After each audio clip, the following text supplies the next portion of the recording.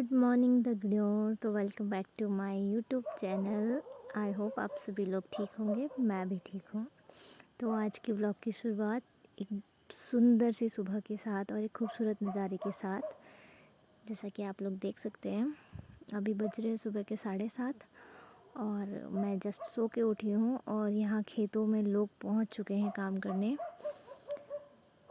तो चलिए अब जल्दी से रेडी हो जाते हैं। ये रेडी होके मैं चली भाभी के साथ छोटी बच्ची को टीका लगवाने। ये मेरी भाभी और उनकी गोदी में छोटा बच्चा। और गाइस, जो यहाँ से व्यू मैं देख रही हूँ ना, ये किसी ड्रीम से कम नहीं है। आई डोंट नो ये वीडियो में भी इतना ही ब्यूटीफुल आ रहा है कि नहीं, बट मुझे ऐसा लग रहा है जैसे मैं किसी जन्नत में आ गई हूँ। इतना प्यारा व्यू और ये छोटे छोटे गांव, छोटे छोटे घर।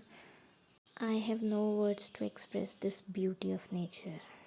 दगड़ियों, भाव को टीका लगा के आने के बाद दिन में खाना खा के मैं सो गई थी और अभी जैसे शाम को उठी हूँ तो मैं मम्मी के साथ ज़रा इवनिंग वॉक पे निकली हूँ। देखते हैं हम जाते जाते कहाँ पहुँचते हैं। तो चलिए मेरे साथ इवनिंग वॉक पे। बाकी ये सुनहरी धूप पड़ रही है पीछे से। सुबह का मौसम काफ़ी सुंदर था और अभी हम रोड के रास्ते ना जाते हुए हमने कच्चा रास्ता चुना है, जो कि हमारा पुराना रास्ता है। इस रास्ते से हम पहले आया करते थे, तब रोड बनी नहीं थी।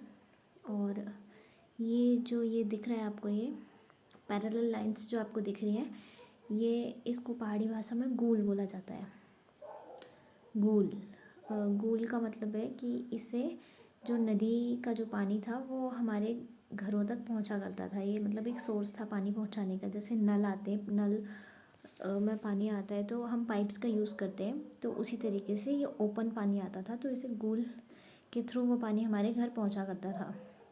तो हम ये गूल गूल ही पहले ऊपर पक्की रोड थी वहाँ से आया करते थे। और ये मेरी माता श्री हैं, मुझे बता रही हैं कि ये रास्ता है, ये जो जगह है ये किसकी है, या ये जो भी है वॉट एवर इनका, ये मुझे एक्सप्लेन कर रही थी। बाकी मेरा ध्यान तो सारा वीडियो बनाने पे था। और ये गूल भी अब काफ़ी टूट चुकी है और ये ऊपर पे खेत हैं लोगों के। तो तगड़ियों, आजकल 2-4 दिन से काफ़ी बारिश हो रही है, इस वजह से एटमॉस्फेयर इतना ग्रीनिश नज़र आ रहा है अभी। और इस साइड पे नदी बह रही है। और ये जो पाइप आपको दिख रहे हैं, आजकल इन्हीं पाइप्स के थ्रू हमारे घरों में जो नल लगे हुए हैं उनमें पानी आता है। पहले जो गूल में आया करता था वो अब नलों में आने लग गया है। तो चलिए मेरे साथ इवनिंग वॉक पे और देखिए कि एट द एंड हम कहाँ पहुँचते इवनिंग वॉक करते करते। बाकी बारिश होने की वजह से ही इस नदी में आज थोड़ा पानी आया हुआ है। वैसे गर्मियों में इसमें पानी नहीं रहता है। और बरसात के टाइम पे जब बारिश का मौसम होता है उस टाइम पे ये नदी में इतना पानी आ जाता है कि आप इस नदी को क्रॉस नहीं कर सकते हैं। तो ये रंग बदलते हैं उत्तराखंड में, लोग नहीं, सिर्फ मौसम। इसलिए कहा जाता है कि उत्तराखंड में कभी लोग रंग नहीं बदलते, यहाँ के मौसम रंग बदलते हैं। तो इसी तरीके से इस नदी का भी हाल है। जैसे ही गर्मी पड़ती है तो ये बिल्कुल सूख जाती है, यहाँ सिर्फ पत्थर रह जाते हैं। और जैसे बारिश होती है तो यहाँ आप इस नदी को क्रॉस भी नहीं कर सकते। क्रॉस करना तो दूर की बात, आप सोच भी नहीं सकते इसे क्रॉस करने का। अभी जो ये बहुत छोटी सी नज़र आ रही है, ये काफ़ी तेज़ फ़्लो आता है इसमें, हैवी फ़्लो हो जाता है इसका। और ये जो थोड़ा थोड़ा धार दिख रही है आपको पानी की, ये बस थोड़ी सी एक रात की जो हल्की फुल्की बारिश है उसका है नतीजा। बाकी एक छोटा सा टेम्पल बना हुआ है यहाँ पे। और वो ऊपर पे रोड आपको दिख रही है, वो रेड रेड जो आपको दिख रहा है। अब ये रास्ता थोड़ा आगे जाके यहाँ से हम ऊपर रोड पे जाने वाले हैं। जो आपको आगे ऊपर येलो कलर का बोर्ड दिख रहा है, वहाँ से हम ऊपर रोड पे जाएंगे, पक्की रोड पे। तो चलिए मेरे साथ।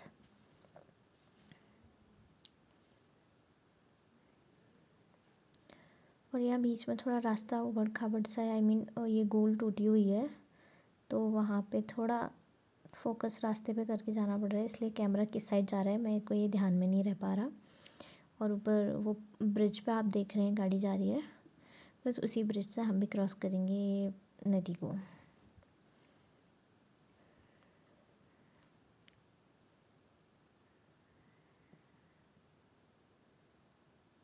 और ये जो आपको लोग दिख रहे हैं यहाँ पे, ये एक्चुअली में पत्थर फोड़ रहे हैं। पत्थर फोड़ने का मतलब है कि ये नदी में आपको ये बड़े बड़े पत्थर नज़र आ रहे हैं, इन्हें फोड़ के घर ले जाया जाता है और ये मकान बनाने के काम में या फिर दीवार खड़ी करने के काम में आते हैं ये पत्थर।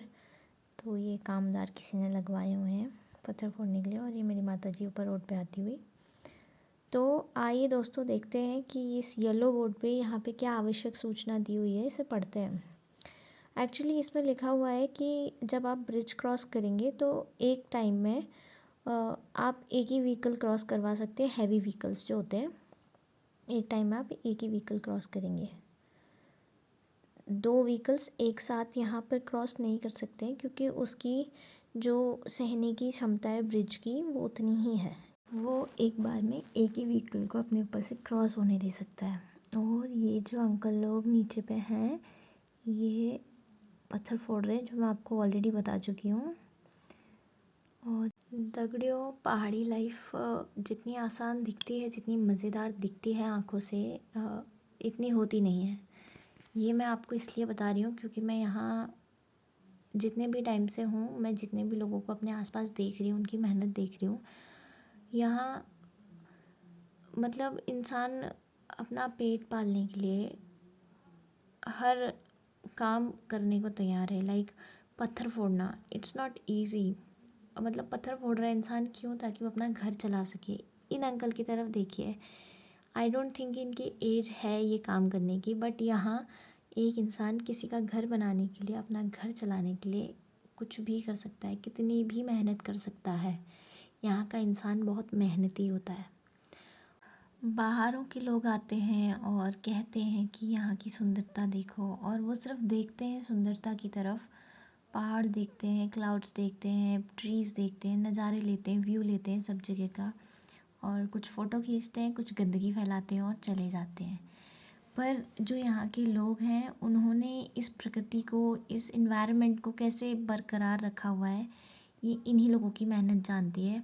हमें तो बस ठंडी हवा खाने से मतलब है। हमें क्या फ़र्क पड़ता है कि ये ठंडी हवा किस वजह से आ रही है या कैसे आ रही है। जो ये चीड़ के पेड़ देख रहे हैं, ये पाले हुए पेड़ हैं, ये संजो के रखे हैं यहाँ के लोगों ने, इनकी मेहनत है यहाँ।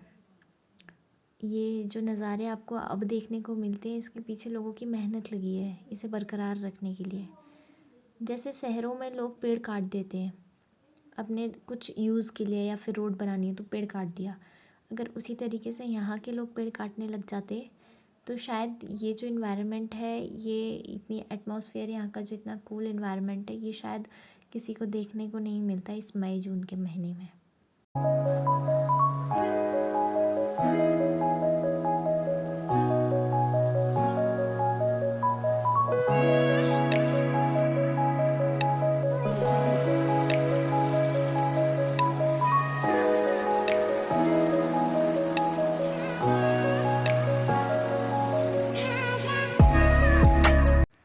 तो दगड़ियों, अब मैं भाभी के साथ घास काटने खेत में आई हूँ, और यहाँ का व्यू कुछ इतना ज़्यादा औसम आ रहा है। सुबह से सारे व्यूज़ को देख के मेरा तो दिल गार्डन गार्डन ही हुआ जा रहा है आज। और ये अंजलि भाभी को देखिए, खेत में कुछ काम कर रही हैं, और यहाँ पे भी ताई लोग हैं, वो भी कुछ काम कर रहे हैं खेत में।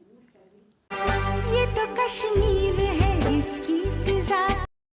ये खेत में ताई लोग यहाँ पे रुपाई की तैयारी कर रहे हैं। एक्चुअली में जो रुपाई लगाते हैं, तो उसके लिए पहले से ये जो हो रहे हैं खेत में, ये निकालने पड़ते हैं। आई डोंट नो इसका एक्चुअल में होता क्या है। आई मीन ये कैसे उगते हैं या इसका क्या प्रोसेस है, ये मुझे इतना कुछ खास पता नहीं है। पर जो ये ताई लोग कर रहे हैं, इसका पता है मुझे कि ये जो हो रही है, ये हरी हरी जो घास टाइप की हो रही है, इसको निकाला जाता है और फिर रुपाई लगाई जाती है। जो रुपाई के खेत होते हैं उनमें इसको फिर से लगाया जाता है। तो जैसे ये लगाए जाते हैं, तो इनसे बाद में आगे चल के चावल बनते हैं। तो ताई जी कह रहे थे कि बताओ सभी को कि मैं जगथली की हूँ, और जगथली के खेतों में रुपाई लगाने की तैयारी कर रही हूँ ताई जी लोगों के साथ में। और ये जो भी है यहाँ की खेती बाड़ी कैसे की जाती है, कैसे ये लोग कितनी मेहनत करके अनाज उगाते हैं और इन खेतों को हरा भरा बनाए रखते हैं, तो इसके पीछे इन लोगों की मेहनत लगती है। जो पहाड़ों की किसानी होती है वो कैसे होती है, ऐसे करी जाती है, कितनी मेहनत करी जाती है। जो प्लेन्स के लोग हैं, मेरे जो फ्रेंड्स लोग, जो बाहर की मेरी फैमिली है, वो मुझसे पूछती है कि तुम्हारे पहाड़ों में खेत कैसे होते हैं और वहाँ खेती किस प्रकार की जाती है। तो मैं इस वीडियो के थ्रू उनको दिखाना चाहती हूँ कि हमारे यहाँ इस तरीके से खेती की जाती है, ऐसे फसल उगाई जाती है और इतनी मेहनत लगती है यहाँ भी। तो प्लेन्सों में क्या होता है, इकट्ठे सारे खेत होते हैं और यहाँ पे ऐसे ऊपर नीचे ऐसे होते हैं खेत। तो देख लो सभी लोग वीडियो में कि किस तरीके से हमारे यहाँ खेती की जा रही है। इसके बाद जो रुपाई लगती है, मतलब इसके बाद का जो प्रोसेस है, ये जो निकाल रहे हैं इसको निकालने के बाद क्या किया जाता है, ये भी मैं आपको दिखाऊंगी अगर किसी की रुपाई में अगर मेरा जाना हो पाया तो। बाकी सभी लोग अपने अपने तरीके की मेहनत करते हैं इन खेतीबाड़ी में, तब जाके अनाज पैदा होता है। और पीछे देखिए अंजलि भाभी को, वो कितनी मेहनत कर रही हैं। ये ऊपर की साइड पे जंगल, क्लाउड्स और ये सनसेट का टाइम, ये बनाना ट्री, ये कपड़े धो के सुखाने के लिए डाले हुए हैं एक्चुअली में। और ये जो घर आपको दिख रहा है, ये मेरे बड़े ताऊ ताई लोगों का घर है, भूपीदा का घर है ये। और ये भूपीदा की धर्मपत्नी मिसेस पिंकी कार्की, जो आज की घसियारी हैं। और ये मिसेस अंजलि कार्की, ये भी यहीं गांव की भाभी है हमारी। और ये पहाड़ों का नज़ारा देख लो दोस्तों जब तक मैं यहाँ हूँ। ये बैठी हुई है पिंकी भाभी घास के इंतज़ार में कि उनको कहीं घास दिखे तो वो और काटें।